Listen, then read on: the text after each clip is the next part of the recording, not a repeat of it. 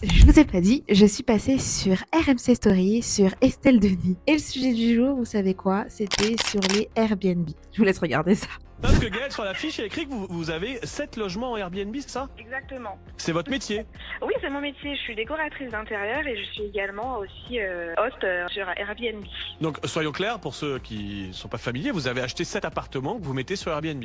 Alors moi, pour être honnête, j'ai des appartements qui sont à mon nom et également des appartements qui sont, je dirais, en sous-location professionnelle. Donc ça veut dire que ce sont des propriétaires qui font appel à moi, où je fais appel à eux, je leur propose mes services avec un contrat bien défini et tout à fait légal. Et ensuite, je mets leur logement avec leur accord sur les plateformes telles que Airbnb. Et ce sont Donc, des logements qui sont en ville? Alors moi, je suis soit en petite couronne ou en banlieue parisienne. Et du coup, effectivement, on a plusieurs types de logements. Ça va de studios à des maisonnettes. Et c'est autant de logements qui ne sont pas sur le marché de l'immobilier. Tout à fait. Mais moi, je vais vous expliquer quelque chose. La plupart de mes clients voyageurs, ce sont souvent des travailleurs qui sont souvent des ingénieurs, des techniciens, des assistants qui sont missionnés sur Paris et en région parisienne et tout simplement les appartements ou les appart-hôtels ou les hôtels en banlieue ne les intéressent pas parce qu'il y a très peu ce côté convivial ou même quand ils sont missionnés un mois, ils ne peuvent pas recevoir leur famille, ils ne se sentent pas chez eux, c'est pas très chaleureux et du coup, ils sont bien contents d'avoir un logement qui ressemble un petit peu à leur foyer.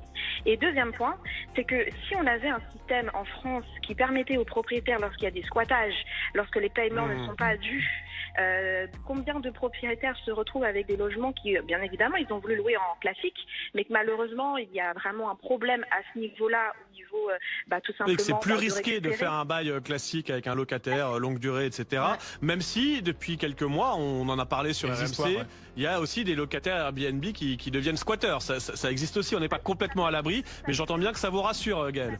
Tout à fait, mais ça devient squatteur lorsque ce n'est pas bien encadré. Comme le disait mon cher confrère et collègue, il y a des systèmes où vous pouvez effectivement donner en main propre, il y a des systèmes de sécurité, de caution, il y a aussi vos systèmes de ménage qui passent, puis il y a aussi un traitement, comment on peut filtrer les personnes, sachant que Airbnb, lorsque tout est bien filtré, lorsque tout est bien paramétré, etc., vous avez toujours la position d'avoir un remboursement ou avoir des aides juridiques pour faire quoi qu'il arrive. Et il faut le dire que l'effet squattage dans un Airbnb est vraiment très rare. J'espère que tu en as appris pas mal sur cette vidéo et sur mon point de vue. Mais surtout, je pense que si tu remarques bien, tous les chroniqueurs avaient l'air d'être assez d'accord sur les arguments que j'avançais. Donc finalement, la sous-location professionnelle, est-ce que ce ne serait pas le nouveau Eldorado pour se faire un complément de revenu en 2025, surtout quand la conjoncture économique et tes finances portefeuilliques sont en faillite? Moi, c'est Enjoli Vue et je fais de la sous-location professionnelle et j'aide les femmes à choisir enfin leur plein potentiel avec la location courte durée et d'autres business.